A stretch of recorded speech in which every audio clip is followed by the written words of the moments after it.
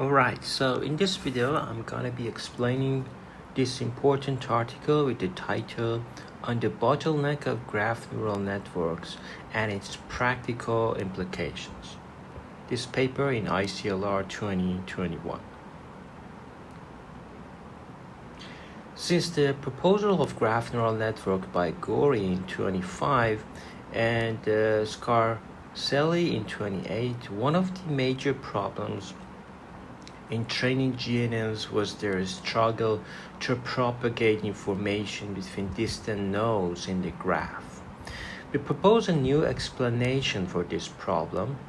GNNs are susceptible to the bottleneck when aggregating messages across a long path. So they are susceptible to a bottleneck. This bottleneck causes the oversquashing of the exponentially growing information into fixed-size vectors. As a result, GNN fail to propagate message originating from distant nodes and perform poorly when the prediction task depends on long-range interaction. Of course, there is a benchmark for long-range interaction benchmark.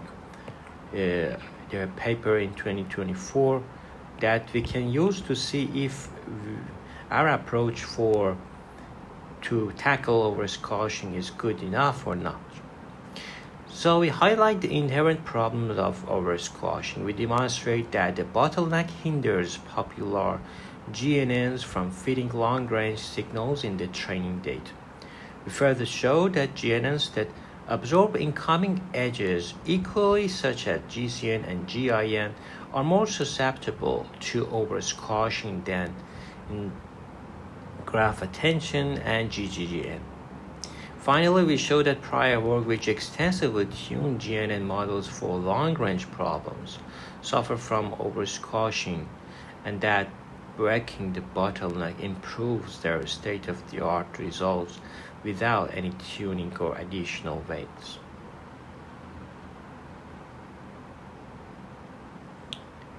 So a GNN can be viewed as a message passing. So this paper explained why we can do that. In practice, GNNs were observed not to benefit from more than few layers. The accepted explanation is oversmooth. And to allow a node to receive information from other nodes at radius k, the GNNs need to have at least k layers, so it will suffer from underreaching. These distant nodes will simply not be aware of each other. Clearly, to avoid underreaching, problems that depend on long-range interactions require as many GNN layers as the range of the interaction. However, the number of layers increases, the number of nodes in the receptive fields grows exponentially. This causes oversquashing. So we want to solve this underreaching, but suddenly oversquashing appears. So this could be seen as a cause of that, because you need at least k layers to reach k-hop distant domain. And so this is a bottleneck of, for example, RNN sequence-to-sequence models, but the graph neural network is more severe. You see, the bottleneck is from any other node. You have many nodes. And this work does not aim to propose a new GNN variant. Rather, our main contribution is introducing oversquashing phenomena. So we aggregate and then we update to get new representations. But for example, GCN has a very simple update. Orthograph isomorphism network is very important. They use these MLPs for update. So they added some epsilon to the previous for updating, and This HK is used to predict a label for V, graph prediction. A permutation invariant readout function aggregates the nodes of the final layer using summation, averaging, or a weighted sum. So the approach is here in this paper. The neighbors match. Green nodes have blue neighbors and an alphabetical label. The goal is to predict label A, B, or C of the green node that has the same number of blue neighbors as a target node in the same graph. In this example, the correct label is C because the target node has two neighbors. So this is C because, like this one, it has two neighbors. Similarly, here we have two neighbors. So the local structure is saying what the label could be. Local structural similarity.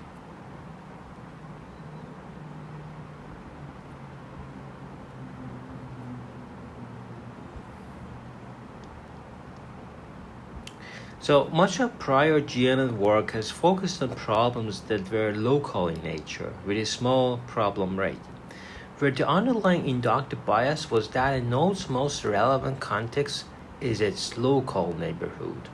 A long-range interaction was not necessarily needed. With the growing popularity of GNNs, their adoption expanded to domains that required long-range information propagation as well, without addressing the inherent bottleneck. In this paper, we focus on problems that require long-range information. That is, a correct prediction requires considering the local environment of a node and interactions beyond the close neighborhood.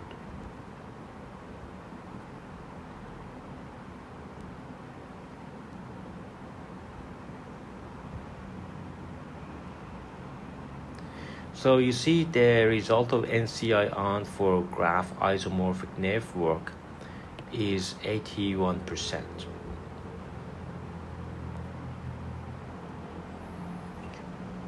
So there are synthetic benchmark, neighbors match. So from the perspective of a single node, the rest of a graph may look like a tree of height k rooted at V. To simulate this exponentially growing receptive field, we created an instance of the general neighbors match that we described. So we instantiated the subgraph in the middle of that graph that I showed you as a binary tree of depth, where the green nodes are its leaves and the target node is the tree's root. All edges are directed toward the root such that information is propagated from all nodes toward the target node. The goal is to predict a label for the target node where the correct answer is the label of the green node that has the same number of blue neighbors.